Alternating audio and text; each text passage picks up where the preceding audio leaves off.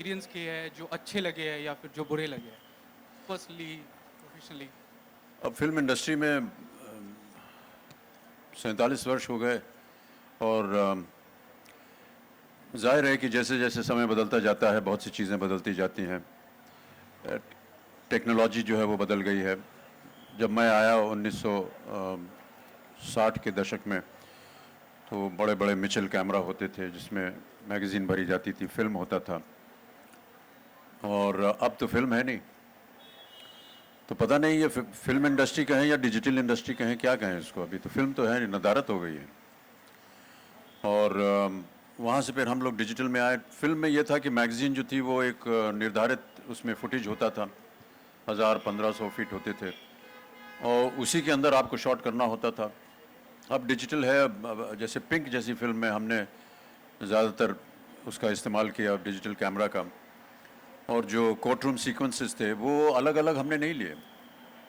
वो 15-15, 20-20 पन्नों का सीन एक साथ शूट हुआ, उसमें बीच में कभी रोका नहीं। और वो तभी संभव हो सका जब डिजिटल कैमरा था, क्योंकि उसको रीलोड करना नहीं पड़ता, वो चलता ही जाता है घंटों। तो उसमें थोड़ा सा काम करने में बदलाव आता है। जब फिल्म वाला कैमरा था उसमें बता देते हैं भाई अब फिल्म ख़त्म हो गई, अब रुक जाइए, या कट करके आपको दूसरा शॉट ले लिया। यहाँ पर ऐसा था कि 15-20 मिनट तक एक एक शॉट चलता था, और ऐसा नहीं था कि आपने अपना काम किया और उसके बाद आप चले गए अपने कमरे में। जितना भी आपके शॉट था वो आपको शॉट देकर के जहाँ भी आप बैठे हैं आपका रिएक्शन भी कैप्चर हो रहा है, क्योंकि 7-8 कैमरा चल रहे हैं। तो इस तरह से थोड़ा सा बदलाव आया और बहुत अच्छा भी लगता है। जब अगर आपने पिंक देखी होगी उसमें लगा होगा आपको कि बहुत ही रियल तरीके से जितना भी है वो फिल्माया गया है। वो बहुत से बदलाव आए हैं। हमारे काम करने के तरीके भी बदल गए हैं। और सबसे सबसे अच्छी बात जो मुझे वो लगती है कि हमारे सेट के ऊपर बहुत सारी महिलाएं अब दिखती हैं, काम कर रही हैं, अलग अलग तरह के काम, डायरेक्शन में हो, कैमरा में हो, प्रोडक्शन हो, एडमिनिस्ट्रेशन हो। हमारे ज़माने में तो ऐसा होता नहीं था। जितनी भी महिलाएं दिखती थी सेट पे वो या तो लीडिंग लेडी होती थी या उनकी माता जी होती थी, और कोई होता नहीं था। लेकिन ये बहुत अच्छी बात है। अगर आप हमारे सेट पे आएंगे तो कम से कम 75% जो है आपको महिलाएं दिखेंगी, और ये हमारे देश के लिए। और मैं बताना चाहता हूँ कि आज सौभाग्यवश, ये मेरे लिए सौभाग्य कि आज day of the girl child है। एंड हम लोग सब उसको एंडोर्स करते हैं। और प्लान इंडिया जो है एक संस्था है जो गर्ल चाइल्ड के लिए काम करती है, जिनके साथ हम भी संबंधित हैं। तो अभी मैं ट्वीट भी करूंगा इसके बारे में। हमने जया ने जो हमारी 70वीं वर्षगांठ पर एक पुस्तक निकाली थी, उसमें 70 जितने भी आर्टिस्ट थे देश भर में, उनसे कहा गया था कि आप एक पेंटिंग बनाइए मेरे ऊपर, और उन्होंने अलग अलग तरह के चित्र बनाए। फिर उसका एग्जीबिशन हुआ, उसमें से चित्रों की जो बिक्री हुई उसमें से जितना भी पैसा इकट्ठा हुआ तो वो हमने प्लान इंडिया को दान में दिया गर्ल चाइल्ड के लिए। तो इस साल भी इसी तरह का और कार्यक्रम हो, इसके लिए हम उसके साथ हम सब लगे हुए हैं। तो इस तरह के बदलाव आते रहे हैं, और आगे भी मैं ऐसा मानता हूँ। कलाकार जो हैं वो बहुत सक्षम हैं। जितने भी नए कलाकार हैं उनको मैं बड़ी प्रशंसा करता हूँ उनकी, क्योंकि अपनी पहली ही फिल्म में वो लोग एकदम सही काम करते हैं। कहीं भी आप कोई त्रुटि, कोई कमी उनमें आप नहीं पाएंगे, और ये मेरे लिए बहुत ही आश्चर्य की बात है। तो मैं उनका बहुत सम्मान करता हूँ, आदर करता हूँ। यही सब बदलाव हैं।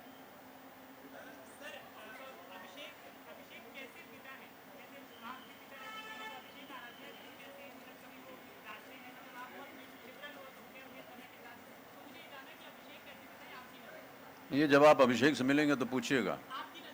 हमारी नज़रों में तो वो सही है। अमित जी, आज कैसे सेलिब्रेशन होने वाला है इस प्रेस कॉन्फ्रेंस के बाद? आज का दिवस कैसे मनाने वाले हैं? कुछ नहीं है, बस घर जाके परिवार के साथ बैठेंगे। अमित सर, अमित सर, धन्यवाद सर।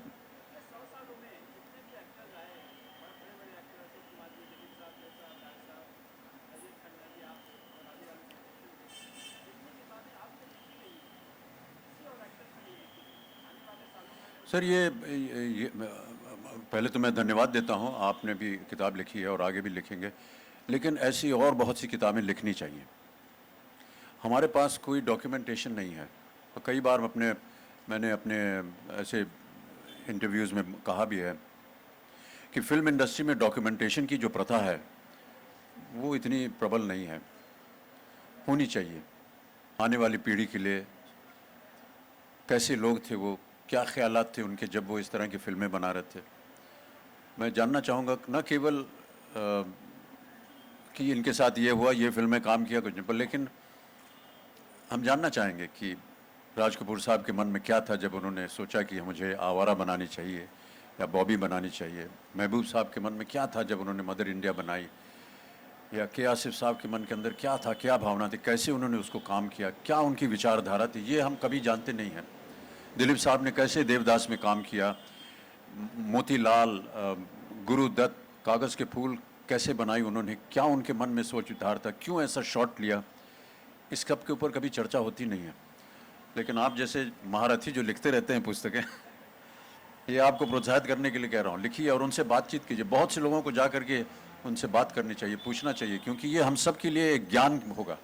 हम जाने कि उनके मन के अंदर क्या चल रहा था, क्यों ऐसी तरह की फिल्में बनाई, क्यों इस तरह का शॉट लिया, क्यों इस तरह के वस्त्र बनाए, सब कुछ। ये गाना इस तरह का क्यों था, उसके बोल इस तरह के क्यों थे, ये जानने के लिए हम सब उत्सुक हैं। अभी तो बस एक गाना सुनते हैं या देख लेते हैं कोई फिल्म और बस तृप्ति हो जाती है, लेकिन उसके पीछे क्या गया इसके बारे में हमारे पास इंडस्ट्री में कोई ऐसा डॉक्यूमेंटेशन नहीं है। और बहुत से लोग मैं आपको बताऊं जो कि विदेश में हैं, ख़ास तौर से विलायत में, वो जब भी कोई इतिहास लिखना चाहते हैं भारत की फिल्म इंडस्ट्री पर, उनको सिवाय गॉसिप मैगज़ीन के और कुछ मिलता ही नहीं है। तो वो बड़े निराश हो जाते हैं, क्योंकि वो जानना चाहते हैं कि इसके अलावा भी और कुछ होता है यहाँ की नहीं है। तो मैं चाहता हूँ कि और बहुत सी किताबें भी लिखी जाएँ। Amit sir, Yeah. First of all, wish you a very happy birthday, Thank sir. Amit sir, you're someone who has faced tremendous highs as well as lows in your career. But each and every time you have gone through that lean phase, you have emerged from the ashes like a phoenix. What has inspired you each and every time to come back? मन का हो तो अच्छा, ना हो तो ज़्यादा अच्छा। बाबूजी ने सिखाया था। Sir, also one more question. Recently, we saw Shweta writing an open letter where she, supported the way, she actually denounced the way her daughter's pictures are going viral. Do you think it is the intrusion of the explosion of the social media that is creating this intrusion? I Or do you think I think what she needed to say has already been quite explicitly explained in her column. You should read it. And that's enough. Amit ji, जन्मदिन की सबसे पहले बहुत बहुत जी। शुभकामनाएं।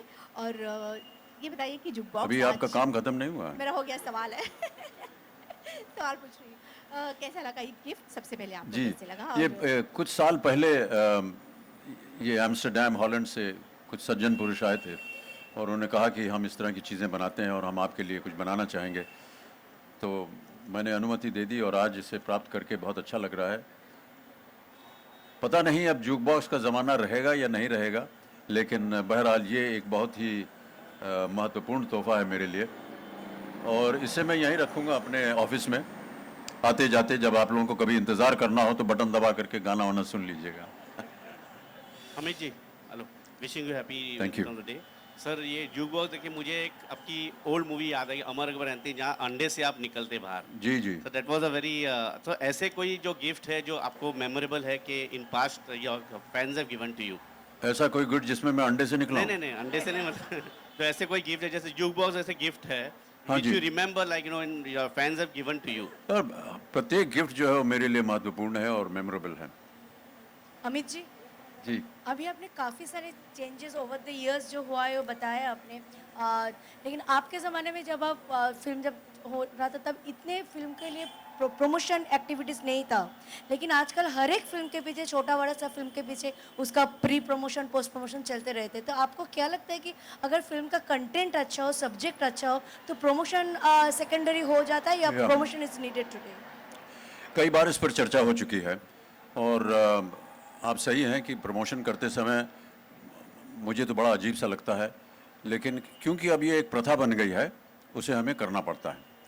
बात दरअसल ये है कि पहले ज़माने में फिल्में जो हैं वो 25 हफ्ते, 50 हफ्ते, 75 हफ्ते चला करती थी, इसलिए उनको प्रमोट करने का कोई आवश्यकता भी नहीं पड़ती थी। अब जो है हर एक पिक्चर जो है वो 3 दिन की बन गई है, फ्राइडे, सैटरडे, संडे। इसी दिन में निर्धारित हो जाता है कितनी कमाई होगी, कितनी प्रशंसा होगी, कितना उसका निरादर किया जाएगा। 3 दिन को संभालने के लिए ऐसा प्रोड्यूसर्स मानते हैं कि अगर उसका प्रचार नहीं होगा तो इतने बहुत से हमारे पास कम्युनिकेशन एंटरटेनमेंट के साधन अब बन गए हैं कि उनकी बात जो है या उनका जो पदार्थ है वो दिखाई नहीं देगा। आप टेलीविज़न से घर पे बैठे बैठे सब कुछ आपको मिल जाता है, मोबाइल पे सब कुछ मिल जाता है, इंटरनेट पे सब कुछ मिल जाता है। क्या करें जिससे कि वो इंसान, वो शख्स अपने घर से बाहर निकले, मल्टीप्लेक्स में जाए या सिनेमा घर में जाए उनकी फिल्म को देखने के लिए, उसको प्रोत्साहित करने के लिए, उसको बढ़ावा देने के लिए, उसको वहाँ से खींच निकालने के लिए ये प्रमोशन करना पड़ता है। लेकिन देखिए, प्रमोशन तो कोई ऐसी बुरी बात है नहीं। हाँ, हम लोगों को बड़ा अजीब सा लगता है कि जा करके 50 जगह जा करके उसी प्रश्न का अलग अलग ढंग से उत्तर देना पड़ता है। लेकिन इसके ऊपर कभी बाद में चर्चा करेंगे। इसमें बहुत से और भी विषय हैं प्रमोशन के। मीडिया भी एक तरह से प्रमोशन ही है। देखिए, आप लोगों का भी ये प्रमोशन ही है। किसके साथ जाकर के इंटरव्यू है, कौन सी छवि खींचें, ये सब जितने यहाँ बैठे हैं ये सब सोच रहे हैं कौन सा बढ़िया तस्वीर लूँ, कौन सा मैगज़ीन हमारा फ़ोटो खरीदेगा, कैसे उनकी आमदनी होगी। ये सब चीज़ें हैं, इसका हम ध्यान देते हैं और हम सपोर्ट करते हैं इन सब चीज़ों को। किसी की आमदनी हो रही है, अगर वो अलग तरीके, हम एयरपोर्ट जा रहे हैं, कौन सा जूता पहना है, कौन सा कपड़ा पहना है, वो सब का तस्वीर खींचते हैं। और बाहर निकल रहे हैं तो हमारे लिए बड़ा ये एक समस्या तो नहीं कहेंगे, लेकिन हम ही सोचते हैं अब, अरे यार फ़्लाइट पकड़नी है, क्या कपड़ा पिछली बार क्या पहना था सोच के, ताकि वो दोबारा ना हो, क्योंकि वो छप जाएगा तो आपका एडिटर जो है वो बोलेगा इसके पास एक ही कपड़ा है, एक ही पैंट है, एक ही जूता है, वही बार बार पहन के निकलता है। तो ये अब इस पर हम कोई विरोध नहीं कर रहे हैं,